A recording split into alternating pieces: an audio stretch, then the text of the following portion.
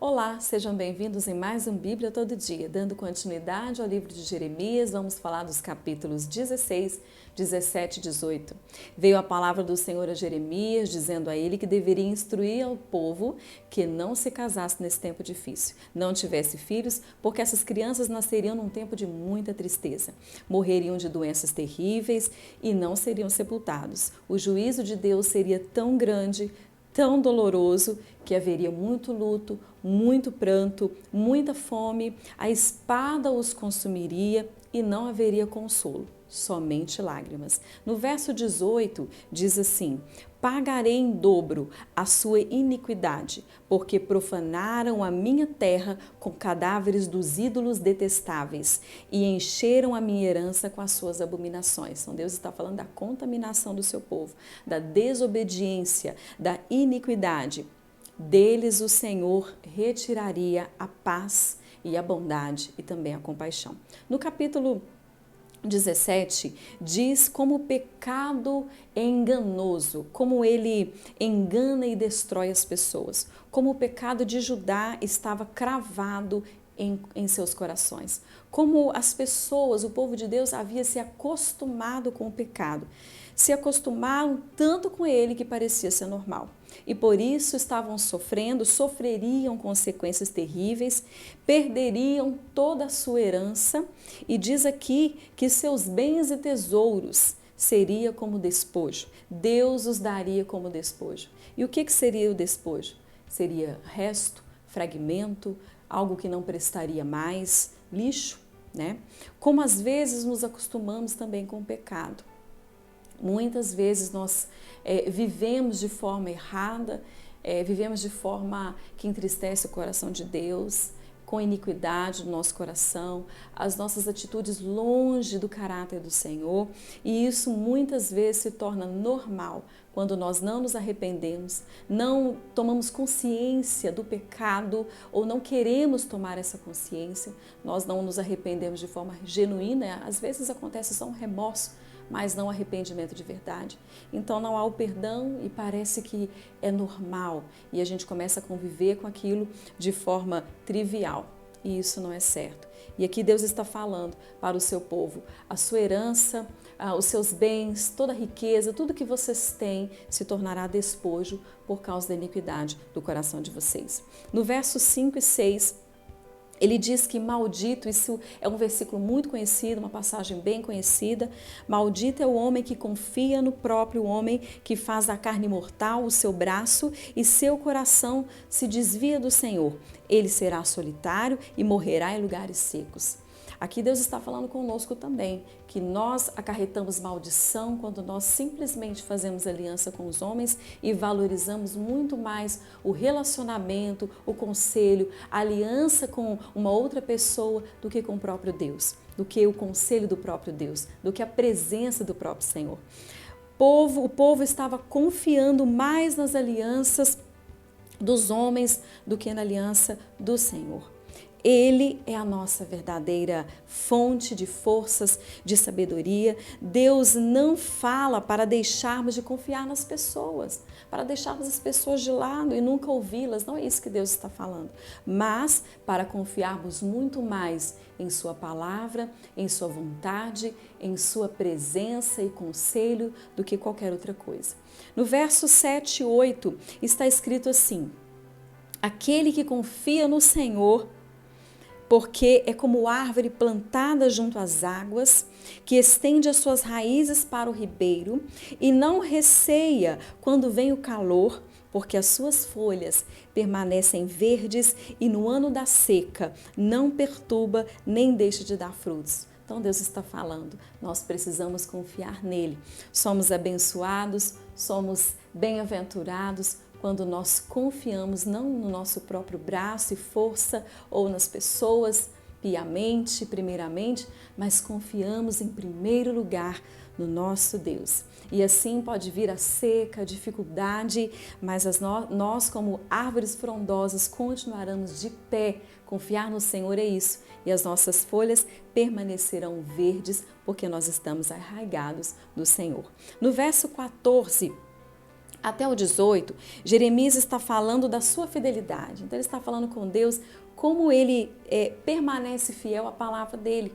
Como ele está falando, declarando com o próprio Deus a sua fidelidade para com o Senhor, porque a palavra de Deus o sustentava. A palavra de Deus era o alimento, era o alicerce para Jeremias não cair, para Jeremias não desistir com o que ele estava falando. Então Jeremias falava da palavra do Senhor, da revelação, da instrução, porque era o profeta daquele tempo, e isso também o sustentava. E ele fala aqui também que a palavra de Deus era motivo do seu louvor, estava em seus lábios, em sua própria vida, adorar ao Senhor, louvá-lo com sua palavra e através da sua palavra. Deus conhece o coração, conhecia o coração de Jeremias e Deus conhece também o seu coração. Faça da palavra do Senhor o seu alimento, o seu sustento e que ela esteja na sua boca, nos seus lábios, que você possa adorar e louvar ao Senhor de todo o seu coração. No capítulo 18, fala algo muito lindo, uma revelação de Deus a Jeremias, muito interessante, sobre o vaso e o oleiro, uma experiência sobrenatural de Jeremias com o próprio Deus, uma visão de um oleiro, a olaria, uma visão de um oleiro que trabalha construindo e refazendo os seus vasos, e ali um vaso estraga quando ele está ali mexendo, tocando, fazendo, nas suas próprias mãos, nas mãos do oleiro. Mas ele foi consertado pelas mãos daquele que o fez, que o criou. Não diferente como ocorre hoje com o povo do Senhor também, que insiste em desobedecer, em ser contaminado com o pecado, com o modismo, com tantas iniquidades por aí, tantas coisas que a gente vê, assiste e acha que é normal. E a Bíblia diz, não devemos nos conformar com as coisas ruins desse século, mas transformar a nossa mente. Isso está falando a palavra de Deus, as coisas do reino, as coisas do céu, é isso que Deus está falando. É que tem que ocupar o nosso coração, é que tem que transformar a nossa mente. O oleiro, ele pode pegar aquele vaso que está destruído. Deus é o nosso oleiro e nós somos vasos nas mãos dele. Então, se a gente está rachado, quebrado, destruído, nós podemos descer a olaria. Nós podemos... O que seria isso? Deus está falando aqui com Jeremias, dessa casa do oleiro. Está falando conosco também. Nós precisamos ir, nós precisamos fazer a nossa parte. Deus quer nos reconstruir, Ele quer nos perdoar. Ele quer exercer o seu perdão, o seu amor e misericórdia, mas nós temos que buscar, nós temos que ir até Ele. Então precisamos sim querer, desejar e permitir que Ele nos toque, que Ele faça aquilo que Ele bem quer fazer, porque a vontade do Senhor é maravilhosa. E Ele é o nosso oleiro, somos vasos nas mãos dEle. Mesmo fazendo mal aos olhos do Senhor, se nós nos arrependermos, esse oleiro, ele pode mudar e construir, reconstruir, transformar novamente. No verso 13, ele fala da dureza do coração do povo. Novamente, o povo andava com o seu coração duro.